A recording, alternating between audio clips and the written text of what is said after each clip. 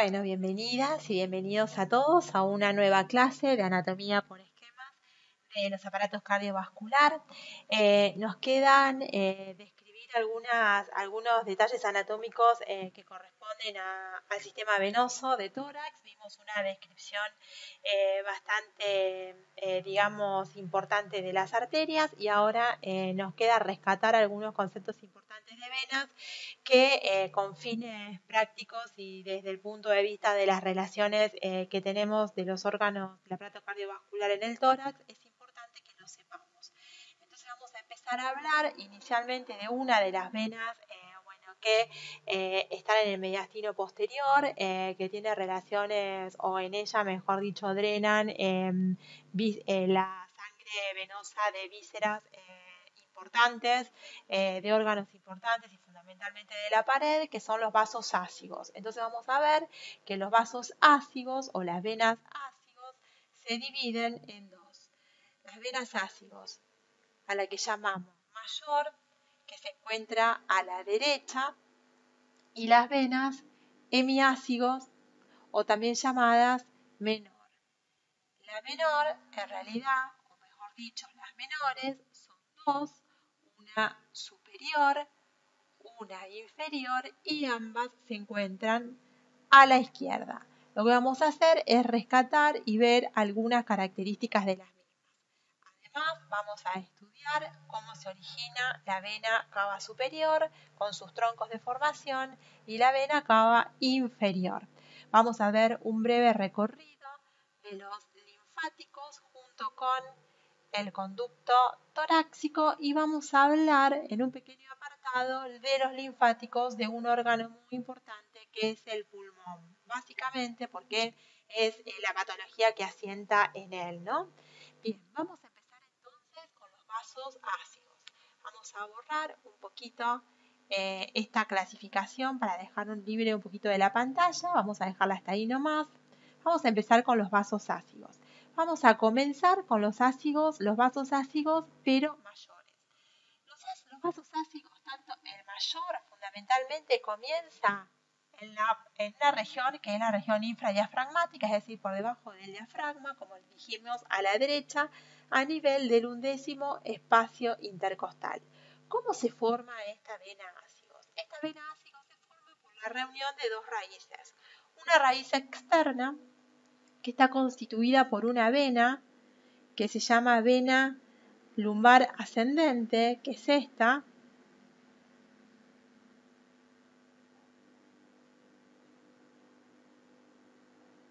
Esta vena lumbar ascendente se une a otra vena que recorre el 11º espacio intercostal, que es la 12ª vena intercostal.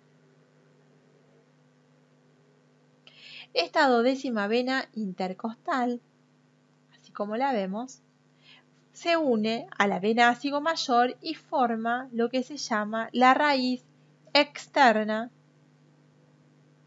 de la vena ácigo mayor. Esta raíz externa se une a la raíz interna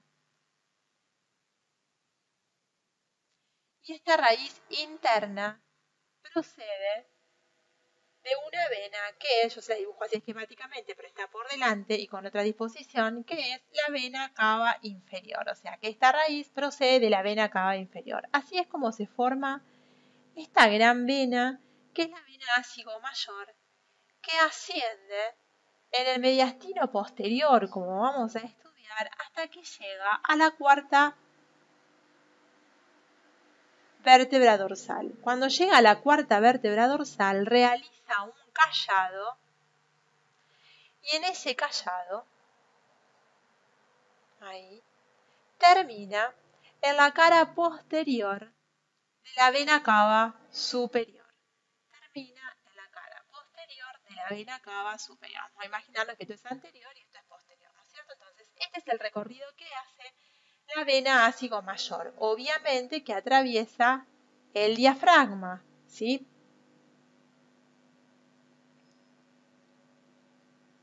Y este recorrido, o este callado, como siempre decimos que es importante, rescatar que lo hace a nivel de la cuarta vértebra dorsal y esa unión lo hace a nivel del 11º espacio intercostal. Hay que tener en cuenta estos reparos anatómicos para ubicarnos en el tórax. Atraviesa el diafragma entre los pilares accesorios y los pilares principales del diafragma, junto asciende en el momento en que están descendiendo los nervios espláncnicos simpáticos, que van a llegar hasta el abdomen para participar en la constitución del plexo solar.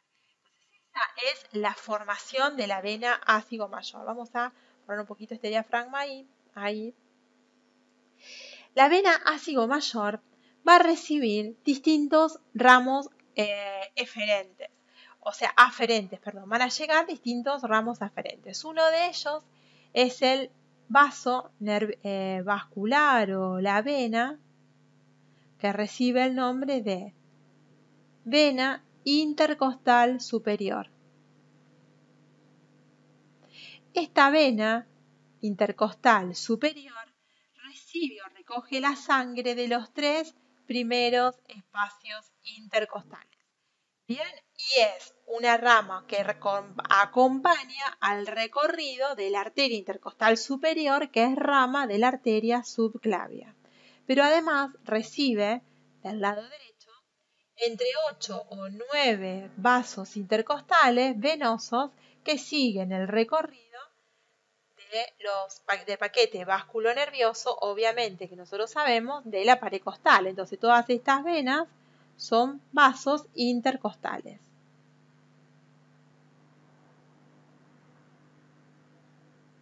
Bien, y los vasos intercostales son entre 8 y 9 aproximadamente, pero además esta vena ácigo mayor recibe a nivel de la 7ª vértebra dorsal o bien la 8ª vértebra dorsal, un ramo que procede del lado izquierdo, que es nada más ni nada menos que la vena ácigo menor, que ahora vamos a ver cómo es que se forma, o hemiácigo. Bien, a nivel de la 7ª u 8ª vértebra dorsal, esto siempre suele ser pregunta de examen, va a recibir a la vena ácigo o hemiácigo menor, ¿ven? O también llamada hemiácigo inferior. Sería lo mismo decir hemiácigo inferior o bien ácigo menor. También tenemos una vena hemiácigo superior que va a terminar en forma independiente también a este nivel en la vena ácigo mayor. Bien, esa vena hemiácigo, esta sería la vena hemiácigo hemiácigo superior o también llamada ácigo menor inferior. Bien, esta vena hemiácigo superior o ácigo menor inferior recibe la sangre venosa de la pared superior del tórax y a su vez puede recibir a la vena intercostal superior del lado izquierdo. O sea que puede recibir a la vena intercostal superior izquierda, que puede terminar en esta vena hemiácigo superior, pero también puede terminar en el tronco venoso brachiocefálico del lado izquierdo. Estos vasos venosos, tanto a la derecha como a la izquierda, a su vez pueden recibir vasos que van a proceder del esófago, de los bronquios y vasos mediastinales de los ganglios, ¿sí? O sea, tanto los bronquios como el esófago y también algunos vasos mediastínicos, venosos, pueden acompañar y pueden terminar tanto las venas ácido mayor como hemiácido.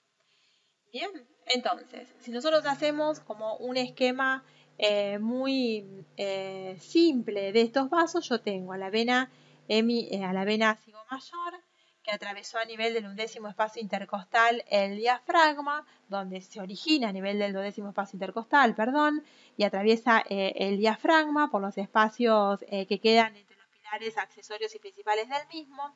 Se forma por la reunión de la décima vértebra, la duodécima vena intercostal, que se reúne con la vena lumbar ascendente. O sea, esa sería la vena duodécima intercostal. Esta sería la vena lumbar ascendente y va a recibir, como decíamos, simplemente todos los vasitos intercostales de un lado. Va también a recibir la intercostal superior, la vena intercostal superior, va a terminar en la vena cava superior, pero también va a recibir a la vena hemiácigo superior y a la vena hemiácigo inferior. La vena hemiácigo superior y la vena hemiácigo inferior terminan en forma independiente, pero pueden terminar y unirse y formar una única vena. Es decir, pueden que terminen en forma independiente o se unen y forman una vena y dan la apariencia como si fuese una H venosa en el mediastino posterior. Bien, esto se hace a nivel de la séptima o de la octava vértebra dorsal. Esto es importante de tenerlo en cuenta y ahí van a terminar los vasos intercostales de un lado y del otro lado.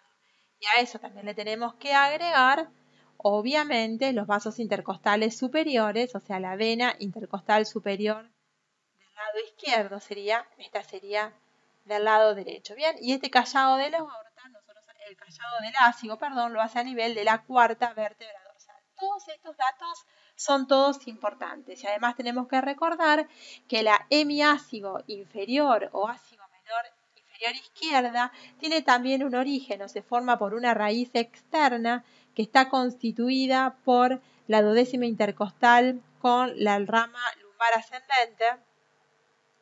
Bien, pero que además se une, además de esta rama, otra rama que es la raíz que se llama interna, que está constituida, en realidad, por un ramo que procede de la vena renal o una anastomosis que une la vena renal más la vena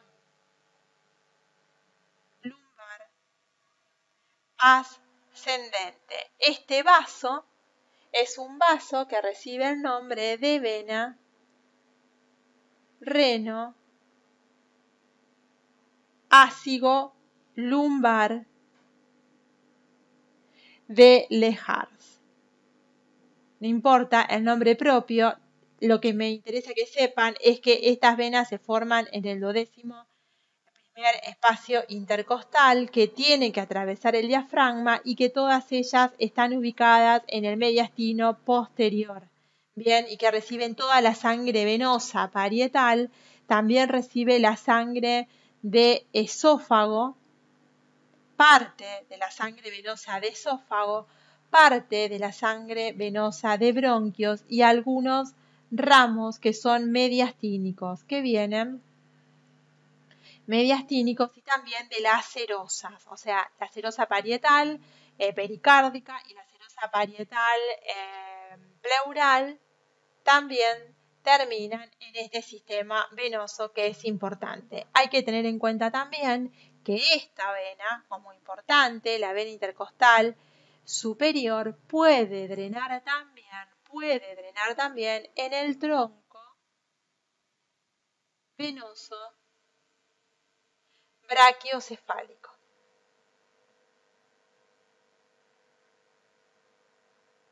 En el tronco venoso brachiocefálico izquierdo. Bien, bueno, todo esto es importante, pero además de esto es importante las relaciones que tienen fundamentalmente la ácigo mayor. Si nosotros tuviéramos, lo vamos a volver a ver en mediastino en la última clase de anatomía que es el próximo viernes, pero si nos imaginamos que esta es la vena ácido mayor, tenemos que termina en ella, obviamente, la hemiácido menor, la otra hemiácido de esta manera, juntas o separadas. Y vamos a tener que esta vena se encuentra ubicada o está en relación. Vamos a buscar una imagen, ahí está esta imagen para que nos ayude. Vamos a imaginarnos que a la izquierda, esto está a la derecha, y que a la izquierda, aquí a la izquierda de la línea media, nos vamos a encontrar con un vaso que es la aorta. La aorta la vamos a encontrar por delante, ¿ven? De los ácidos, de los vasos ácidos. Ahí está la aorta. Eso que les quise dibujar ahí es la aorta. La aorta está ubicada a la izquierda del ácido. Por tanto, el ácido está a la derecha de la arteria aorta, ¿sí? Esto entonces sería la aorta. Por delante de la aorta, yo tengo a alguien que es el esófago. El esófago está ubicado por delante. Bien, vamos a pintarlo de un color que nos haga recordar que es el esófago, como para ahí. El esófago se encuentra por delante de esta arteria. Bien, entonces vamos a dejarlo ahí, vamos a poner los dos elementos importantes que tenemos acá. Esto sería aorta. Bien, y este sería el esófago.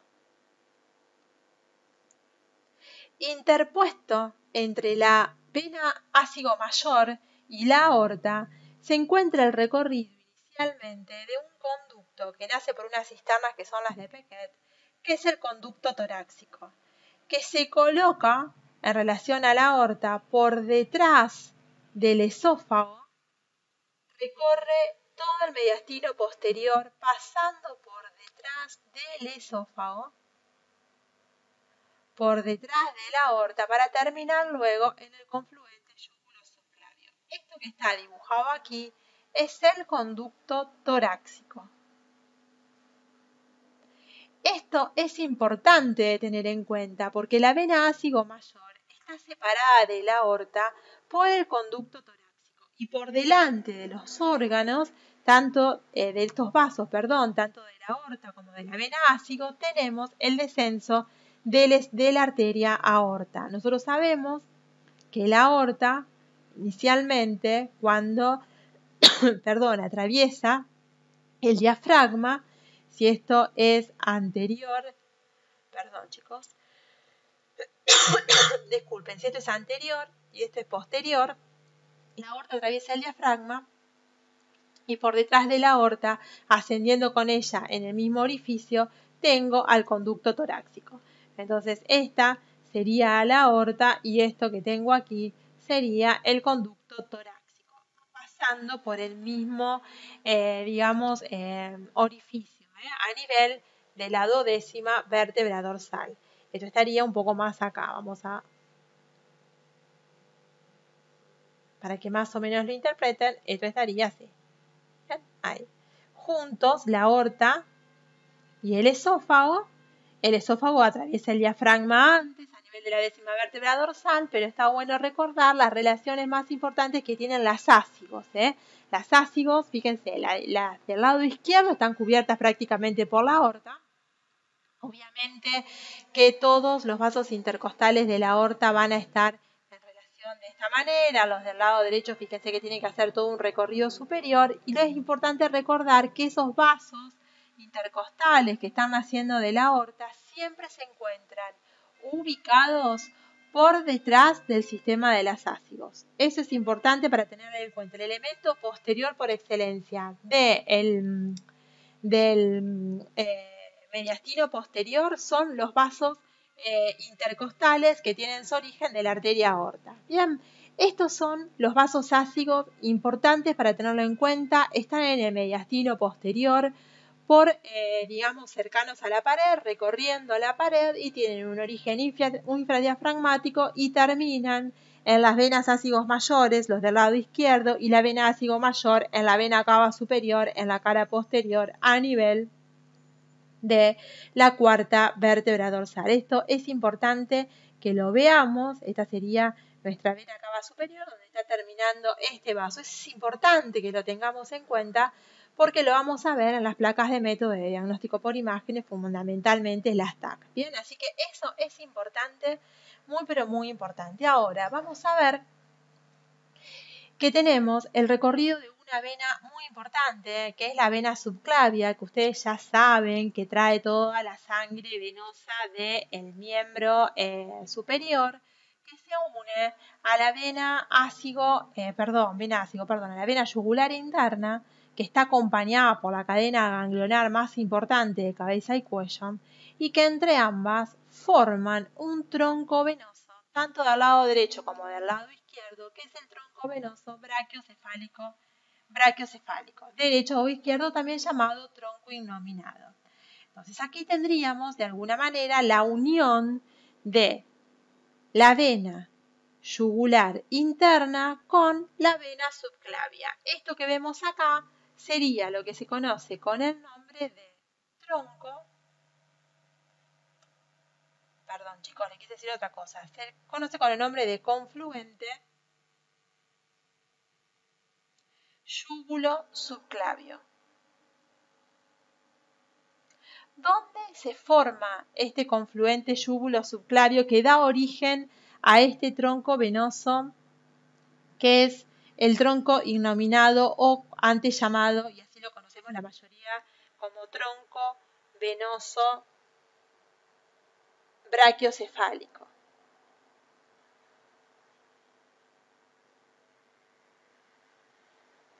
¿Dónde se forma?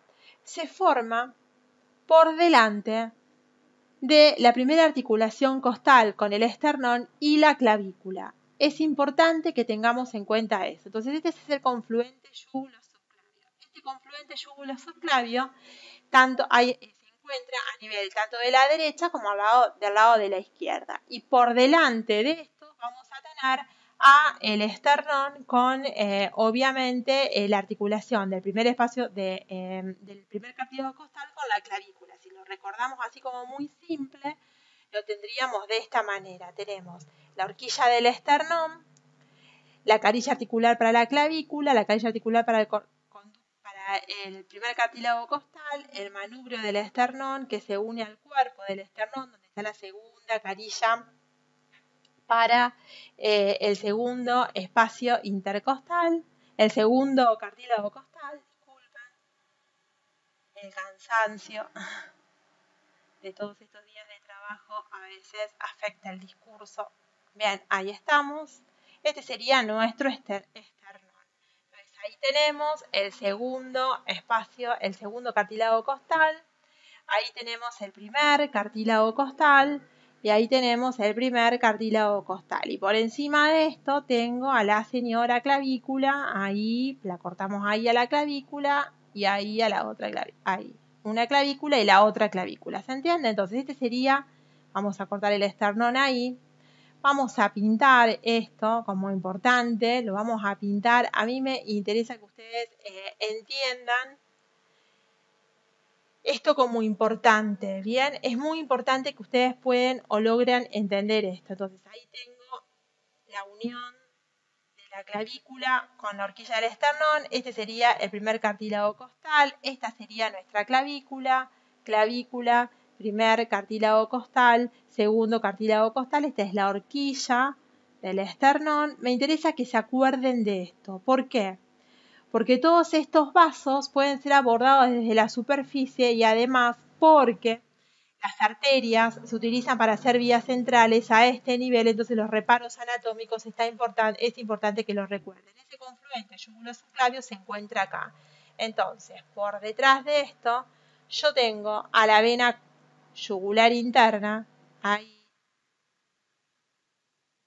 ahí, bien, que se une a la vena subclavia de este lado y se forma el tronco venoso brachiocefálico en este sector. Entonces fíjense que el tronco venoso brachiocefálico se forma en la unión del primer cartílago costal con el esternón y la unión de la vena subclavia con la vena yugular interna se forma, o el confluente yúgulo-subclavio, que sería ese confluente yúgulo-subclavio, fíjense dónde se está formando.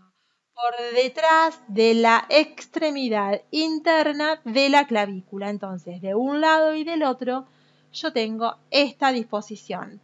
La vena yugular interna, ahí que se une a la vena subclavia, se forma el confluente yúgulo-subclavio y aquí se origina el tronco venoso brachiocefálico. Esto vamos a imaginarnos que es izquierdo, esto es derecho y sabemos que del lado izquierdo tiene que partir hacia el lado derecho para formar la vena cava superior, que fíjense dónde se forma la vena cava superior, entre la articulación del primer cartílago costal con el segundo cartílago costal. Ahí está formándose la vena cava superior, que es un poquito de mayor tamaño. Ahí.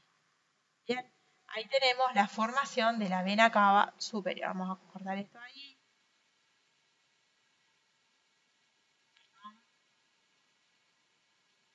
Ahí vamos a volver a pintar esto. Ahí está, así no nos queda. Y ahí tengo, esto sería la vena cava superior. Esto que tengo aquí sería la formación de la vena cava superior. Acá se está formando la vena cava superior. Eso sería la formación de la vena cava superior, obviamente por detrás. Y el del lado izquierdo, esta es la vena yugular, esta es la vena yugular interna, acompañada, nos recordamos siempre por... está acompañada siempre por una cadena ganglionar muy importante, ¿ven? Y este es el tronco venoso brachiocefálico, la vena subclavia de un lado y la yugular. Se une para formar el confluente yúgulo-subclavio. En ese confluente yúgulo-subclavio del lado izquierdo, aquí es donde está terminando, ahí es donde está terminando el conducto torácico. Bien, del lado izquierdo. Bien, ahí termina el conducto torácico.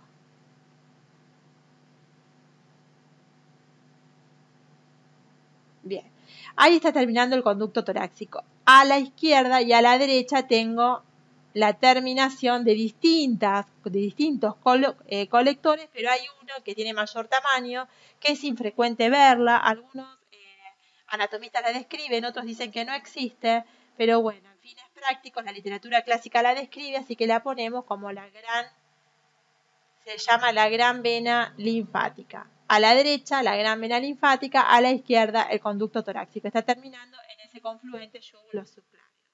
Entonces, es ahí la ubicación y cómo de alguna manera, se proyecta sobre la parrilla costal la formación de estas venas que son siempre, obviamente, anteriores con respecto a las arterias, como lo venimos diciendo, ¿no?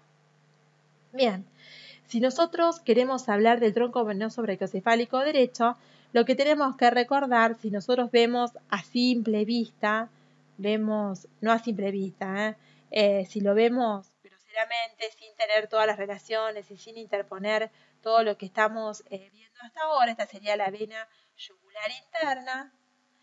Ahí tenemos el tronco venoso brachiocefálico del lado derecho, que se reúne con el tronco venoso brachiocefálico izquierdo.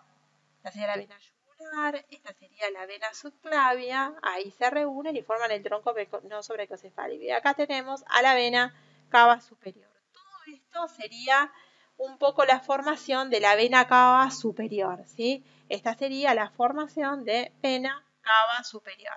Entonces este sería el tronco venoso brachiocefálico izquierdo, que tiene aproximadamente unos 6 centímetros de longitud versus el tronco venoso brachiocefálico del lado derecho, que tiene aproximadamente unos 2 centímetros de longitud. En cuanto al tamaño, nosotros sabemos que la cadena yugular interna está acompañando a la vena yugular interna, importantísimo de tenerlo en cuenta, y tenemos el recorrido por fuera de estos elementos de un nervio de un lado y del otro, que es muy importante, que es el nervio frénico. ese nervio que tenemos ahí es el nervio frénico. Por detrás y por dentro está el nervio neumogástrico. Nosotros tenemos que recordar que por detrás de esto yo tengo el recorrido de la arteria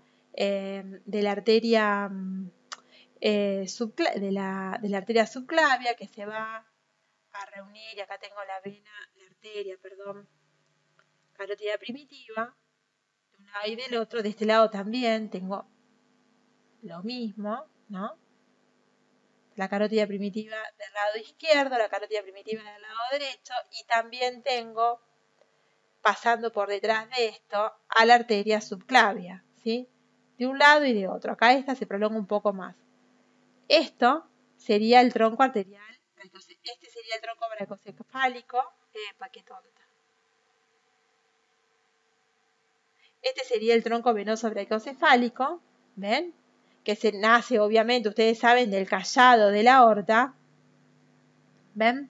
Del callado de la aorta. Y esta sería la arteria subclavia. La arteria subclavia, la arteria carótida primitiva del lado izquierdo. Ahí forma el paquete vasculo nervioso que tenemos aquí. Nosotros ya sabemos, porque ya lo estudiamos muchas veces, que entre medio de los dos elementos, entre medio de la vena yugular y de la carótida, está atravesando este elemento otro nervio que siempre se encuentra por dentro y más profundo con respecto al nervio frénico, que es el nervio neumogástrico. Entonces aquí yo tengo el nervio neumogástrico, pasa por detrás, ¿no? Entonces ese nervio es el nervio neumogástrico, importante para tenerlo en cuenta. Entonces esta sería la arteria carótida primitiva del lado derecho, la arteria carótida primitiva del lado izquierdo. Fíjense que las venas inicialmente es anterior, son siempre anteriores, y estas venas o los troncos venosos brachicefálicos, además de estar en relación con cadenas mediastínicas ganglionares, están en relación hacia atrás con los vasos arteriales y están en relación hacia adelante con el timo, sus vestigios cerebroadiposos, pero además tiene relaciones vasculares, relaciones nerviosas muy, pero muy importantes. Esto es, de trascendental, por decirlo de alguna manera. También en la línea media, obviamente, tengo a la tráquea, y por detrás de la tráquea tengo al esófago. Entonces, en parte tengo esófago y tráquea hacia adelante. Tengo a la tráquea hacia adelante, ahí, bien, la tráquea hacia adelante pasando por detrás de estos elementos, y el esófago lo tengo por detrás. Entonces, en un punto, los troncos venosos brachicefálicos, derechos e izquierdos, están en relación con la vía aérea y lateralmente con parte del esófago, pero en relaciones no tan estrechas ni tan directas, sino más lejanas. Pero también los textos las describen. Entonces, si yo mirara o hiciera un corte de esto, vería de adelante hacia atrás lo siguiente. Lo primero que yo veo hacia adelante, obviamente, que es el esternón. Bien, lo primero que tendría es el esternón. Por detrás del esternón, lo que veo es, en el tejido celular adiposo, veo el timo. Bien, entonces por detrás del esternón veo el timo. Ese timo puede estar inmerso en el tejido, adiposo, porque rodeando a esto hay tejido adiposo importante. Bien, ese tejido adiposo que está ubicado alrededor,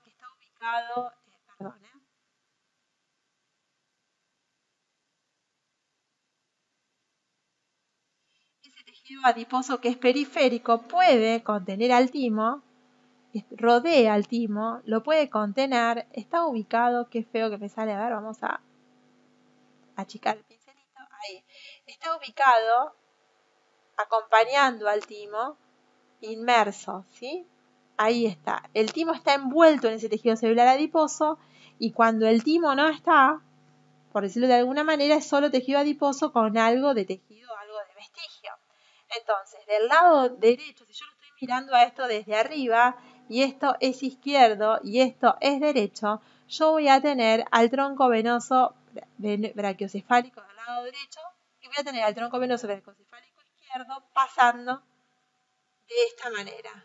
Bien, nosotros tenemos a la glándula tiroides abrazando a los primeros anillos traqueales e inclusive a la laringe. Esta sería nuestra tiroides. La tiroides, que abraza la vía aérea, está ubicada por delante del timo. El timo se coloca por delante de esto. Bien, aquí estaría el timo. Bien, entonces están envueltos en la misma vaina el timo con la tiroides, pero de la tiroides se van a ir desprendiendo unas venitas que son las venas tiroideas inferiores que terminan en el tronco venoso brachiocefálico. Bien, terminan en ese tronco venoso brachiocefálico. Este sería el timo. En ese tronco venoso brachiocefálico no solamente terminan las venas tiroideas inferiores, sino que también pueden terminar vasos como los mamarios internos, o sea, las venas mamarias internas, como también desde atrás vienen otros vasos venosos que son la vena yugular posterior.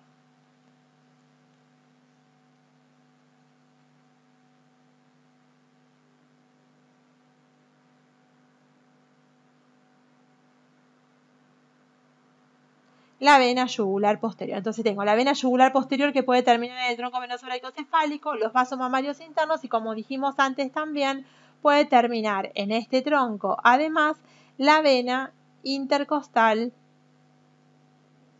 superior izquierda. Habíamos dicho que esas venas tiroideas inferiores que teníamos acá eran importantes porque estaba en la membrana que unía la tiroides con el timo, que la vamos a ver cuando veamos mediastino la próxima clase, y que se encontraba por delante de la tráquea, y que muchas veces cuando hacíamos una apertura de la tráquea para liberar la vía aérea debíamos tener en cuenta la presencia de estos vasos, porque si no ocurría el problema de que el paciente se broncoaspiraba con su propia sangre. Bien, bueno, ahí tenemos entonces el tronco venoso brachiocefálico derecho, el tronco venoso brachiocefálico izquierdo, que van a unirse para formar la vena cava superior. Por detrás yo voy a encontrar a la formación, en realidad, los troncos que nacen del callado de la aorta, que son el tronco arterial brachiocefálico, la carótida primitiva y la arteria subclavia del lado izquierdo. Bien, y por detrás de todo esto voy a encontrar a la tráquea, y por detrás de la tráquea voy a encontrar al esófago, ¿sí? Y por fuera de todo esto, en relación también con los troncos venosos brachiocefálicos, me voy a encontrar con ambos pulmones, de un lado y del otro lado. ¿Se acuerdan que los pulmones un poco hacían como que se amoldaban? Ambos pulmones se amoldan a los elementos mediastínicos. Y nos íbamos a encontrar con el frénico de un lado, los nervios vamos a ponerlo de un color así fuerte, los frénicos de un lado, el frénico del lado derecho, el frénico del lado izquierdo, por acá viene el neumogástrico y por acá viene el otro neumogástrico. Acá tendríamos, esta sería el esófago, y acá tendríamos a la tráquea.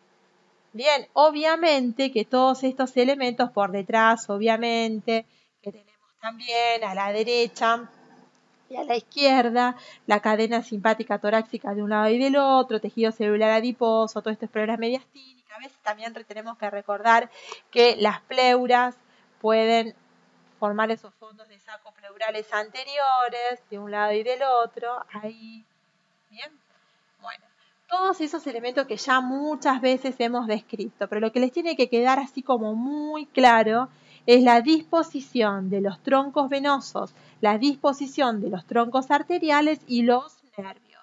Entonces acá tengo un frénico, el otro frénico, el décimo par y el décimo par. Eso es lo que tienen que recordar. Bien, por detrás, obviamente, todo lo que ya vimos. Acá estamos por arriba del corazón. Antes, porque acá vemos las ramas de que nacen de la arteria aorta, obviamente que no veo el callado, no veo tampoco el callado del ácido, porque estoy a este nivel. Estoy, fíjense, por detrás estoy 3 centímetros por detrás de la horquilla external, está pasando todo esto. Y miren qué cerca que está una vena yugular de la otra vena yugular, porque la apertura torácica, ustedes acuérdense que no mide más de 5 centímetros en sentido anteroposterior y 10 centímetros en sentido transversal. Esto es importante que lo tengan en cuenta porque es una región donde en muy poquito espacio tengo elementos vasculares fundamentales. Entonces, para entender las relaciones que tienen los troncos venosos brachiocefálicos derechos e izquierdos, tengo que comprender la rama de la aorta, la vía aérea, las relaciones importantes que tienen con los nervios, las pleuras y el timo. ¿Bien? Eso fundamentalmente. Bien, ahora sí vemos cuáles son las características que tiene la vena cava superior. La vena cava superior entonces se forma, como dijimos recién, por la formación de la vena subclavia que se une a la vena yugular, al tronco venoso brachiocefálico, a la yugular interna se forma el tronco venoso brachiocefálico. Ahí tenemos la formación del tronco venoso brachiocefálico del lado izquierdo y ahí tenemos la formación de la cava superior. La cava superior tiene aproximadamente, que sería esta sería la vena cava superior, ¿bien? Esta vena cava superior tiene una longitud aproximada de unos 7 centímetros y un diámetro de 2 centímetros. Esta arteria, está ubicada a la derecha de la arteria aorta o de la porción ascendente de la aorta. Si nosotros recordamos a nuestro corazón, teníamos a la vena cava superior, así, ¿bien? Teníamos la aurícula del lado derecho, la vena cava inferior, el corazón está apoyado, ¿se acuerdan?, sobre el diafragma. Esta sería nuestra aurícula, ahí. De esta aurícula vamos a ponerlo de un color más oscuro al ventrículo, pero vamos a pintarlo de color azul para darnos cuenta de que son cavidades derechas. Tendríamos el ventrículo del lado derecho que da origen a la arteria pulmonar, que se coloca o se dirige hacia la izquierda por debajo de la aorta. Bien, este sería el ventrículo del lado izquierdo, esta sería nuestra aurícula, y yo voy a tener a la arteria aorta que nace del ventrículo izquierdo. Se coloca la aorta cuando tiene su nacimiento por detrás de la arteria pulmonar inicialmente y asciende, colocándose a la derecha de esta manera de la vena cava superior, porque esta vena pulmonar que tengo acá, la arteria pulmonar, nosotros sabemos que se dirige, que inicialmente la arteria es bien anterior, por eso yo acá le pinté como que en punteado está, ¿no? Entonces, esta sería la aorta, ¿bien? La aorta y la arteria pulmonar. Y acá tendríamos la cava superior. Entonces, si nosotros ponemos las denominaciones, esta sería cancelar. Esta sería la vena cava superior, esta sería la aorta y esta sería la arteria pulmonar. La aorta, miren, de izquierda a derecha tengo pulmonar, aorta, vena cava superior. Entonces, eso es importante para tenerlo en cuenta. Entonces, esa vena se va a relacionar hacia afuera con el nervio frénico, por detrás con el neumogástrico, bien, hacia la derecha con la aorta, la porción ascendente, por detrás esta arteria, si yo doy vuelta y giro a nuestro corazón, ¿con quién me voy a encontrar? Me voy a encontrar que la arteria pulmonar, la arteria pulmonar, vamos a dibujar el corazón por detrás. Si ustedes lo vamos a recordarlo fácil, la aurícula, tengo acá la aurícula izquierda con sus venas pulmonares, así que están llegando, bien, de un lado y del otro, así. Esta sería la aurícula del lado izquierdo, bien, esta sería nuestra aurícula izquierda. La aurícula del lado derecho, acá la tendríamos así, tendríamos la prolongación de la vena cava superior para arriba, la vena cava inferior ahí.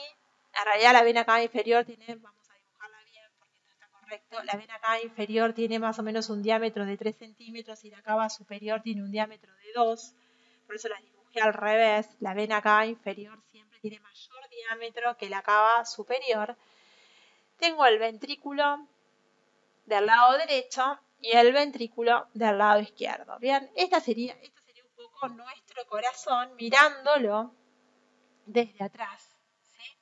Entonces, ahí tendríamos un poco a nuestro ventrículo izquierdo, ventrículo derecho, perdón, y de ese ventrículo derecho, ¿quién nacía? La arteria pulmonar. Bien, esa arteria pulmonar la vamos a tener aquí, a la arteria pulmonar. Esa arteria pulmonar se va a colocar, como dijimos, a la izquierda de la arteria aorta. La arteria aorta, vamos a dibujarla con un color más oscuro a la aorta para diferenciarlo. Acá tendríamos a la arteria aorta. Esa sería la arteria aorta, ¿no? Un poquito más amplia. Ahí. Esa que tengo acá es la arteria aorta. Todo eso sería arteria aorta. Y esto sería la aurícula del lado derecho, con la vena cava superior y la vena cava inferior. Acá tenemos ventrículo izquierdo. Ahí está. Bien. Bueno, la arteria pulmonar, me perdí el color de la arteria pulmonar. Ahí.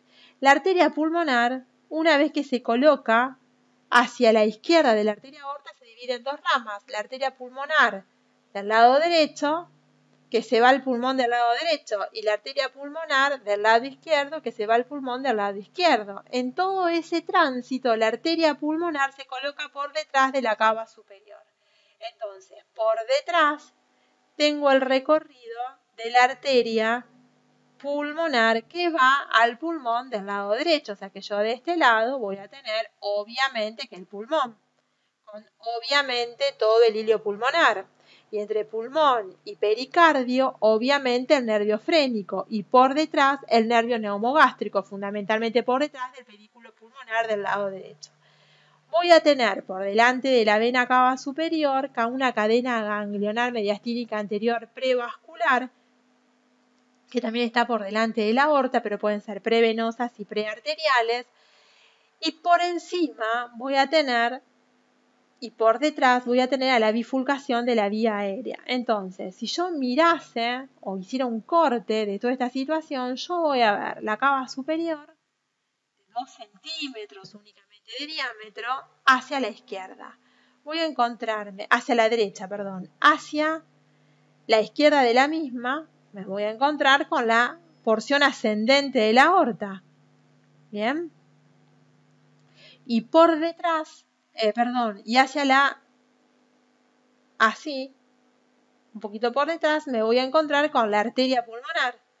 Esta arteria pulmonar que tengo aquí se va a dividir pronto en una rama derecha y en una rama izquierda. O sea, va a dar una rama izquierda y una rama derecha. Y la rama derecha va a pasar por detrás de la aorta, por detrás de la cava superior. ¿Para ir hasta dónde? Para ir hasta el pulmón. Para ir hasta este pulmón. ¿Sí? Bien, entonces, esa sería nuestra vena cava superior. Bien, vena cava, perdón. Esta sería la vena cava superior. Por delante de la vena cava superior acá tengo al nervio frénico. Y por detrás, aquí,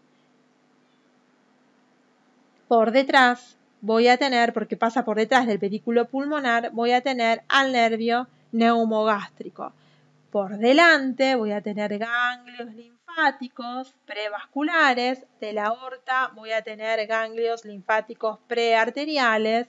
Y voy a tener por delante de todo esto, como venimos diciendo, al timo o sus vestigios célulo-adiposos que son importantes. Bien, y obviamente aquí va a estar el pulmón, y el pulmón va a estar rodeado por una pleura, que es la pleura mediastínica, y esa pleura mediastínica también está en relación, que se junta o se prolonga con la pleura a través de un fondo de saco anterior, con la pleura costal luego, y así. Entonces este es el pulmón del lado derecho. Fíjense la vena cava superior, ¿dónde está? Está a la derecha de la aorta, por delante del tronco arterial pulmonar del lado derecho, por dentro del pulmón derecho. Miren las relaciones que tienen nerviosas esta vena cava superior. Bien, es importante tenerla en cuenta. Esto es importante. Para mencionar algo de la vena cava inferior, y otra cosa importante que lo tienen que tener en cuenta es que el corazón, ustedes saben que está envuelto por una serosa, y esa serosa pericárdica envuelve a todos los vasos. No solamente envuelve al corazón, sino que también envuelve a los vasos. Por lo tanto, la vena cava superior, cuando está desembocando, está tapizada 1 centímetro, centímetro y medio, también por el pericardio seroso y el pericardio fibroso. Y se forma entre estos elementos, además, ¿se acuerdan? Entre el pedículo vascular y el pedículo vascular arterial y el venoso, por detrás, un espacio que recibe el nombre de fondo de saco transverso de Taylor, donde también la desembocadura de la vena cava superior está formando parte de ese fondo de saco transverso de Taylor. El fondo de saco transverso de Taylor, si ustedes lo recuerdan, estaría ubicado en este sector por detrás. Lo que les quiero mencionar es que se encuentra por detrás. Ahora vamos a hacerlo transparente. Por detrás, en este sector, está el fondo de saco transverso de Taylor, separando el pedículo vascular arterial del pedículo arterial venoso. Esto es de suma importancia. Y de vena cava inferior, por ahora, por lo menos recuerden lo siguiente, que la vena cava inferior se forma por la reunión de los dos vasos ilíacos primitivos o comunes. Bien, esa vena cava inferior tiene aproximadamente un recorrido de 22 centímetros de largo, 3 centímetros de diámetro, y cada vaso ilíaco interno, ilíaco primitivo, o no ilíaco interno, perdón, ilíaco común o ilíaco primitivo, se forma por la reunión de las venas ilíacas internas y externas. Esto se realiza un poquito por debajo de la cuarta vértebra lumbar y generalmente está por detrás y a la izquierda de la presencia o de la bifurcación de la arteria aorta, siempre a la derecha de la línea media. Esta vena, se encuentra en el retroperitoneo posterior, tiene que atravesar, se dobla en un momento un poco hacia la derecha, se coloca por detrás de este órgano que es el hígado, atraviesa el diafragma y termina en la aurícula derecha de nuestro corazón. Vamos a separar esto de acá, ahí. Esta sería la aurícula derecha, entonces ahí termina, pasa por detrás, qué tonta, ahí pasa por detrás, atraviesa, se forma un canal, termina en la aurícula derecha y hacia arriba la aurícula derecha se continúa con la vena cava superior. Bien, entonces, esa vena cava inferior tiene un recorrido infradiafragmático, tiene que atravesar el diafragma, lo atraviesa el diafragma, pasa por detrás del hígado. Bien, acuérdense que pasa por detrás del hígado, se le abre un canal en la cara inferior y posterior del mismo y termina en la aurícula. Todas las relaciones de la vena cava inferior la vamos a estudiar en el retroperitoneo en el ser humano y su medio. Bien, ahí tenemos entonces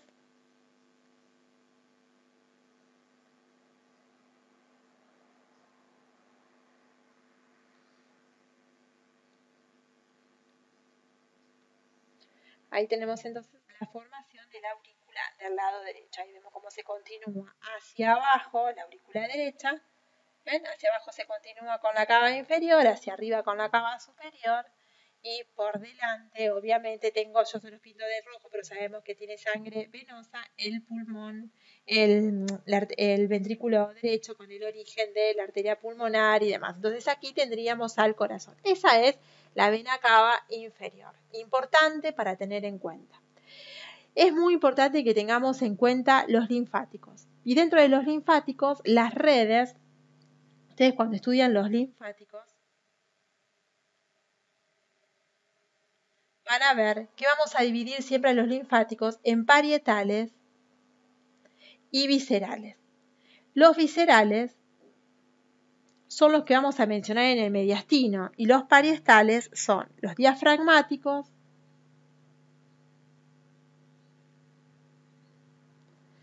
los parietales posteriores Y dentro de los parietales posteriores vamos a tener a los intercostales y a los laterovertebrales.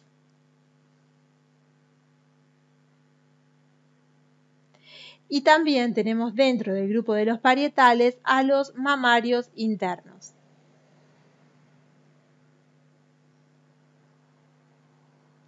Y dentro de los viscerales vamos a tener una cantidad enorme. Vamos a tener los ciliares, los prevasculares o mediastínicos anteriores, los prevasculares que se dividen además en prevenosos y prearteriales. Cada libro tiene diferente, cada texto tiene como un poco los laterotraqueales,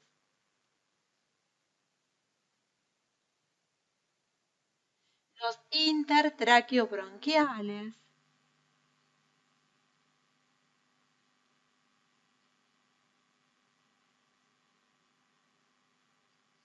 los periesofágicos. Bueno, hay toda una serie de ganglios que están alrededor, los periesofágicos, los laterotraqueales, intertraqueobronquiales, lo dije, los recurrenciales como importantes. Todos estos ganglios, o sea, todos estos cadenas ganglionares que primeramente o inicialmente ustedes tienen que recordar que se dividen en parietales y viscerales, son los que recogen el drenaje linfático del tórax. Y todos ellos van a derivar la linfa en parte al conducto torácico, que es el órgano que además recoge la sangre, digamos, la linfa de la porción infradiafragmática. Y todo va a terminar en el confluente yúgulo-subclavio. Entonces vamos a imaginarnos que tenemos el confluente yúgulo-subclavio del lado izquierdo, acá, como lo venimos viendo, este sería nuestro confluente yúgulo-subclavio. Acá tendríamos el origen del tronco venoso brachiocefálico del lado izquierdo, este sería el confluente yúgulo-subclavio. Y a este nivel tiene que llegar un conducto que es el conducto torácico. El conducto torácico es un conducto de paredes delgadas, muy anfractuosas, con válvulas, digamos, muy débiles, que tiene su origen en la región infradiafragmática a nivel del duodécimo espacio intercostal y se forma por unos colectores que se llaman colectores lumbares, que proceden de las cadenas ganglionares lateroaórticas. Se retiene como un aumento o una dilatación que recibe el nombre de cisterna de Pequet y se forma así de esta manera un pequeño conducto por debajo del diafragma, lo volvemos a atravesar, atraviesa el diafragma a nivel de la duodécima vértebra dorsal junto con la aorta que se encuentra por delante de él. Nosotros tenemos, como dijimos con anterioridad, teníamos algunos vasos importantes para reconocer. Teníamos a la derecha a la vena ácigo mayor, que es importante la vena ácigo mayor, ¿no? Esta vena que es importante, que está a la derecha. A la izquierda tengo este gran tronco importante que nosotros sabemos que es más que importante, que es la aorta. La aorta tiene todo este recorrido, ¿no? Vamos a hacerlo más clarita la aorta. A ver si me sale. Ahí está. La aorta tiene todo este recorrido y desciende por delante.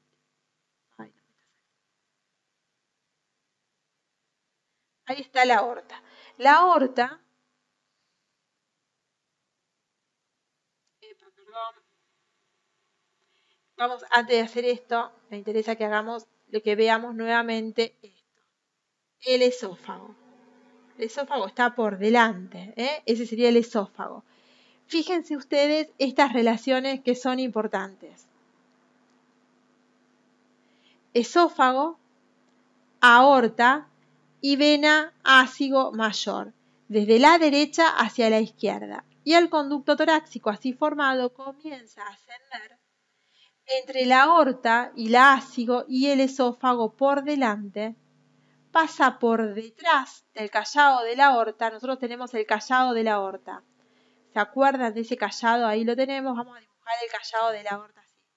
Ahí tenemos el callado de la aorta. Si ustedes se acuerdan del callado de la aorta, nacía el tronco brachiocefálico, la carótida primitiva y la arteria subclavia. el conducto torácico pasa por detrás de la subclavia, asciende y termina en el confluente yúgulo-subclavio. Ese es el recorrido que hace el conducto torácico. Y en todo este recorrido va recibiendo el drenaje linfático de una enorme cantidad de, de vísceras torácicas, pero además de la región infradiafragmática. ¿Sí?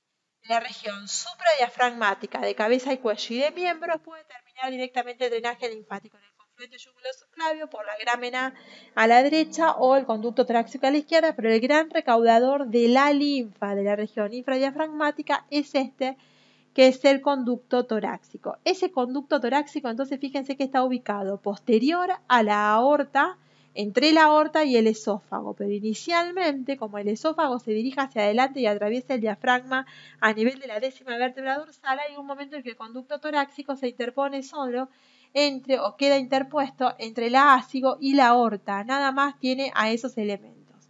Cuando llega aquí, atraviesa un espacio triangular que está limitado hacia adentro por un músculo que es el músculo largo del cuello.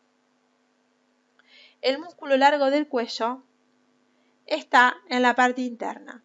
Por fuera tengo otro músculo muy importante, que es un músculo respiratorio, que es el músculo escaleno anterior. Y por debajo tengo a una estructura ósea que se corresponde con el primer arco costal. Este espacio, ese primer arco costal, junto con el músculo escaleno anterior y junto con el músculo largo del cuello, es un espacio triangular, o se queda limitado así, un espacio triangular, que feo que me salió este triángulo. Ese espacio triangular que tengo aquí, vamos a ponerle un color. Muy feo este triángulo que me salió. Bueno, pero este espacio triangular que yo acá les quiero demostrar, tengo el escalero anterior, bien, el largo del cuello, aquí tendría la columna vertebral, se entiende que acá estaría la columna vertebral. Este es el lugar en donde va a terminar el conducto torácico, en donde yo obviamente voy a tener el confluente yúgulo-subclavio, ¿sí? Entonces, este es el lugar en donde transita el conducto torácico para terminar en el confluente yúgulo-subclavio. Este triángulo es el triángulo arterial vertebral. Triángulo arterial vertebral es el lugar en donde se encuentra el conducto torácico. Bien, obviamente que en esta terminación el conducto torácico está a la izquierda y lateral, a la tráquea y al esófago. Para terminar, me gustaría describir, yo sé que la clase va a llegar tarde, les pido ya disculpas, le viví pidiendo disculpas en todo el curso, chicos, yo la verdad que me avergüenza mucho. Nosotros tenemos los pulmones, nuevamente, vamos a dibujar un poquito más abajo. Tengo el pulmón del lado derecho, bien, y el pulmón del lado izquierdo. Vamos a dibujarlo bien simple. Tengo a nuestra tráquea, así que se dividen los bronquios, que va hacia cada uno de los pulmones. Bien, nosotros tenemos cadenas ganglionares laterotraqueales derechas, cadenas ganglionares laterotraqueales izquierdas, cadenas ganglionares intertraqueobronquiales, cadenas ganglionares iliares en el ilio del pulmón y cadenas o ganglios que son intrapulmonares. Y nosotros sabemos que tenemos un nervio que es el nervio recurrente aquí de un lado y del otro, que tienen a su vez una cadena ganglionar recurrencial. Entonces, si nosotros nos fijamos en esto, tengo ganglios laterotraqueales izquierdos, laterotraqueales derechos. Esto es derecho, esto es izquierdo. Iliares, intertraqueobronquiales y ganglios que son recurrenciales, bien, de un lado y del otro. Entonces, Esto yo les pongo simplemente las iniciales. Vamos a poner, se las voy a poner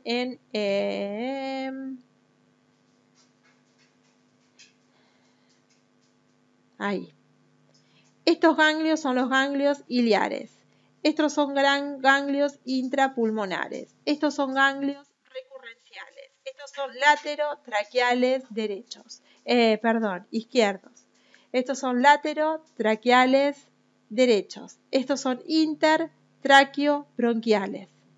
Bien, las cadenas ganglionares, vamos a buscar un color bien fuerte para mencionar esto. No sé si este me sirve. El drenaje linfático de los pulmones es el siguiente. La primera estación son los ganglios intrapulmonares. De los ganglios intrapulmonares, la linfa se vierte en los ganglios iliares. Esos ganglios iliares serían la segunda estación. Bien. De esos ganglios iliares van a ir lo del pulmón izquierdo a los ganglios laterotraqueales del lado izquierdo. O pueden ir a los ganglios intertraqueobronquiales también como una posible estación. Lo mismo hacen a la izquierda que a la derecha, es decir, los ciliares pueden ir a los ganglios laterotraqueales derechos como una opción, que sería la número 3, o bien a los ganglios intertraqueobronquiales, que serían la opción 3. O sea que hasta acá cada pulmón, a través de los ganglios intrapulmonares, van a los ciliares, y de los ciliares van a ir a los laterotraqueales correspondientes, su homólogo para cada pulmón, y a los intertraqueobronquiales. Ahora, lo que acontece es que muchas veces los laterotraqueales izquierdos pueden vertir su linfa en los laterotraqueales derechos, y los intertraqueobronquiales también pueden drenar su linfa a los laterotraqueales derechos. Por lo tanto, estos laterotraqueales derechos muchas veces reciben la linfa del pulmón del lado izquierdo.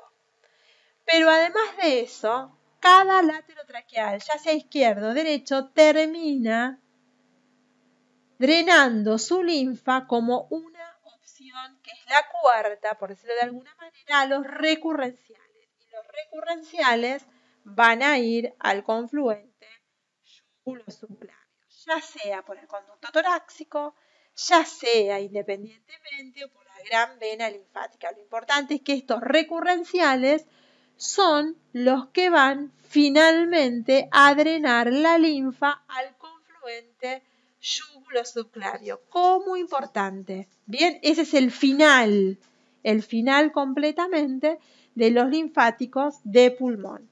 Estos linfáticos de pulmón.